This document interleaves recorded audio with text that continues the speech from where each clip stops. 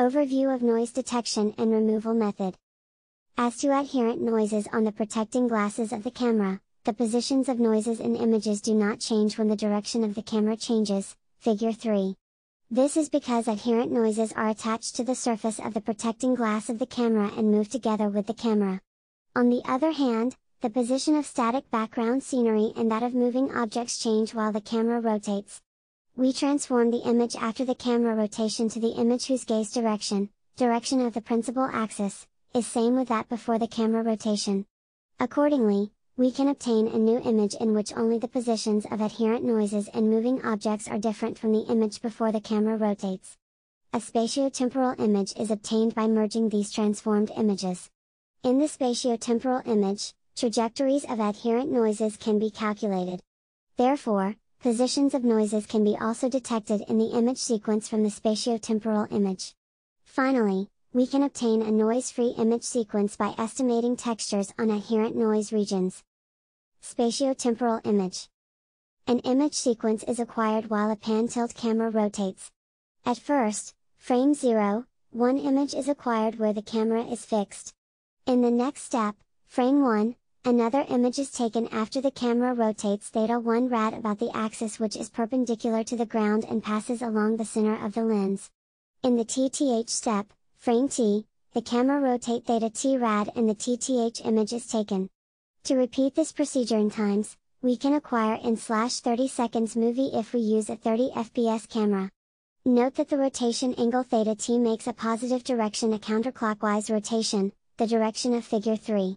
The direction and the angle of the camera rotation are estimated only from image sequences. At first, they are estimated by an optical flow.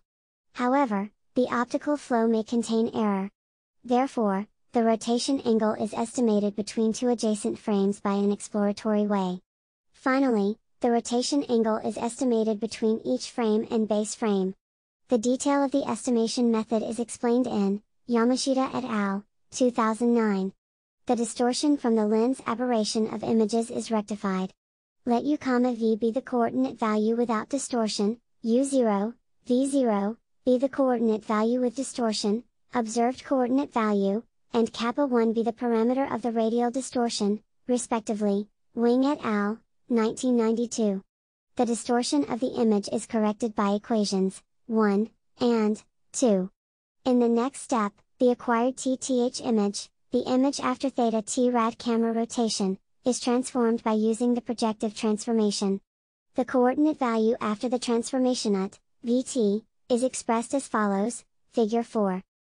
Where ut, Vt, is the coordinate value of the TTH image before transformation, and is the image distance, the distance between the center of lens and the image plane, respectively.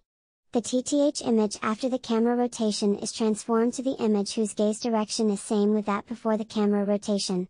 After the projective transformation, there are regions that have no texture in verge area of images, black regions in Figure 5b. Procedures mentioned below are not applied for these regions. Projective transformation. Spatiotemporal image. Spatiotemporal image AU, V, T, is obtained by arraying all the images at Vt, in chronological order, Figure 5a. In Figure 5a, U is the horizontal axis that expresses ut, V is the vertical axis that expresses t, and is the depth axis that indicate the time, frame number t. We can clip a cross-section image alpha U, V, T. For example, Figure 5b shows the cross-section image of the spatiotemporal image in Figure 5a along V equals V1. Here, let's U, T, be the cross-section spatiotemporal image. In this case, SU, T equals IU, V1, T. In the cross-section spatiotemporal images U, T, the trajectories of the static background scenery become vertical straight lines owing to the effect of the projective transformation. On the other hand, the trajectories of adherent noises in U, T, become curves whose shapes can be calculated by equations 3 and 4. Note that the trajectory of an adherent noise in Figure 5b looks like a straight line, however, it is slightly curved. In this way, there is a difference between trajectories of static objects and those of adherent noises. This difference helps to detect noises.